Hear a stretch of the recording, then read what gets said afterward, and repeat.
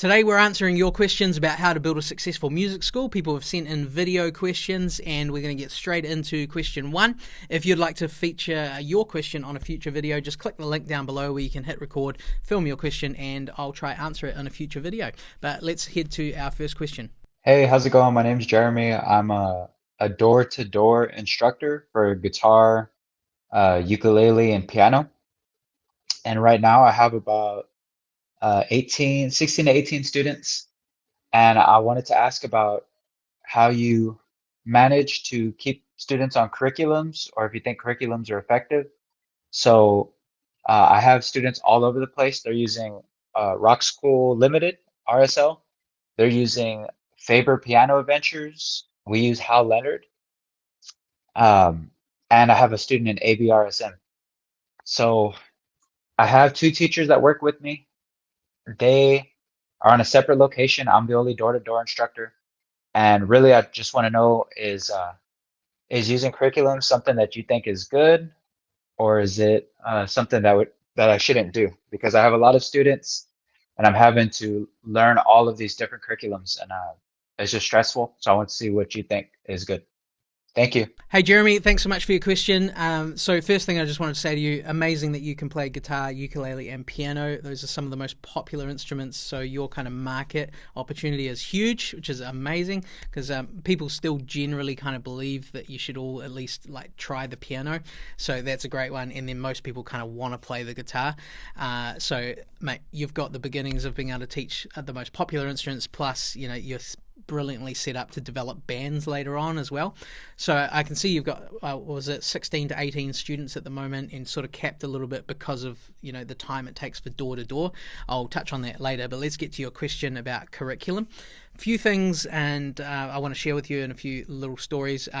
First thing is I believe personally you want to give people a balance of what they want versus what they need.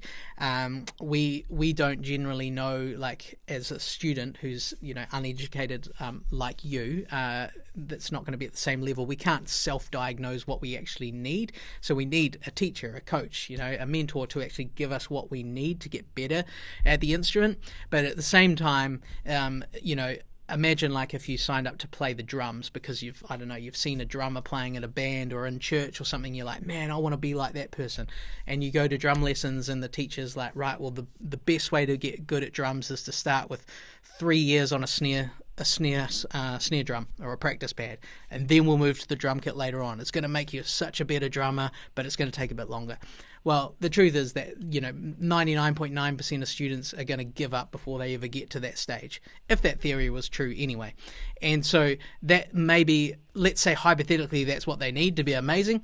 It's not going to be what they want. They're not going to stick at it. They're not going to love it. It's not a good idea. So when this is applied to curriculum, you're thinking like, okay, what is it that they want? Well, all those kids are going to want different stuff, right? And so some of them are going to want to learn Taylor Swift, some are going to want to learn Metallica, and some want jazz, and some want funk, and some want death metal, whatever. All the infinite possibilities are all different, right? And so you have to figure out what's the best balance without you getting absolutely burnt out for having to prepare individual lesson plans which have you transcribing charts and figuring out everything for every student. That's the fastest way to get burnt out. So this is where we step into figuring out, hey, what would be kind of like a great curriculum where if they learnt this, they would be kind of kept on a straight and narrow path where they'd get really good at their instrument. But within that, if that's, say, the 60-70% of the content, within that we're kind of weaving in and out the stuff that they want, like, hey, I want to learn this Metallica song, hey, I want to learn this Katy Perry song. That I think is the best way to do it. Lots of people have other approaches. It's totally fine. We all teach in different ways in the BAM squad, so this part doesn't mean that you have to stick with exactly what I think. But the thing where my kind of genius zone is, how do you scale this business? And so, for instance, if you are teaching 16 to 18 students and you're already feeling swamped with curriculum and trying to figure out how do I keep this, feeling professional and retaining students, giving them what they need, and I'm struggling with that at 16 to 18, imagine how much harder it's going to be if I just double that. and so you quickly realize that's not scalable as a business model, and it's not going to be scalable for the teachers you hire as well. They're going to feel like they're working way too much for the amount of money that they're paying, and they're not able to do, the level of job they want to do within the time that they're given. So this is where at our school we realize, actually, you know what? We need to just put in some time and money, and we need to build that kind of core curriculum, and we need to find the books that we like the best. And so we actually just built our own curriculum for all the beginner to sort of intermediate kids. We make it all available for free in the BAM Squad. So if you're a member and you can grab a free trial, we'll put a link down below. Go to the curriculum library section. You'll see all of the books that we made, and this was tens and tens of thousands of dollars. And you can actually just make your own covers to them. You might not like all of it, so heck, just rip out the pages you don't like, put your own ones in, tweak it.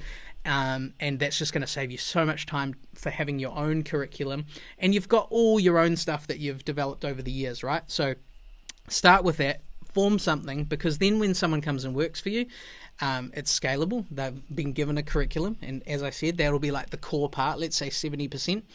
And then they can continue to weave in and out with extra bits and pieces, like, hey, we're coming up to Christmas, I really want to learn this Christmas song. Cool, we'll add that in. But it's not like they're having to build the lessons from scratch solely on what the kids want, and that's where you get burnt out. So it makes it look way more professional. You've got your own books. You can even charge for them if you want, or you can just give them free and hike up the lesson price, so that's valuable. That's one thing we learned. The other thing is in terms of as you scale, and you mentioned a couple other teachers working for you, you want to make sure that it looks professional. So what we had early on when we didn't have the sort of curriculum was we'd have some teachers highly organized, making beautiful lesson plans on the computer and typing up notes and printing it out. Looks great, putting it into students' clear files. That's one type of teacher. That was awesome.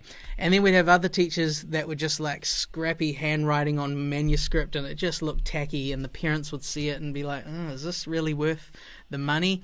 And so what it did is it just, by giving kids this curriculum and books, whether it's our stuff or some of the the things that you mentioned, like Rock School and ABRSM and all that, whatever you want to pick, totally cool. At least they've got something professional looking, printed, looks great. And so that just lifts the whole standard and kind of, kind of evens out the quality. So it's not like one teacher's really tidy and others are kind of messy. So that was another thing that we focused on.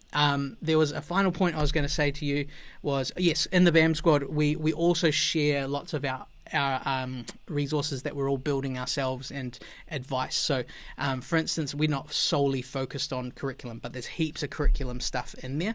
So we're more focused on how to build the best business that's going to scale, and you're not scaling at the moment. And so this curriculum thing and the fact that you're door to door is, you're off to a great start, but we can show you how to scale it to where you want to take it. So if you want to get your own building and build an amazing, massive music school, like lots of the videos you will have seen us doing all around the world, here's where you turn. But in our curriculum library I mentioned, I believe it's in module 4, you'll see heaps of books. So the ones that I've mentioned you can grab from us that you're allowed to customize. There's heaps of extra resources from BAM Squad members, and people are asking in the group all the time, hey, what are you guys using for this situation? And so you can get the recommendations from all around the world of what people are using to help fast track individual needs if that's what you need. So there's a bunch of thoughts and ideas around curriculum, and I hope that helps you to have some clear next steps on what you should focus on and your kind of action points from this. Get in touch if we can help you any further. But link down below for all the free resources I mentioned. Go check it out.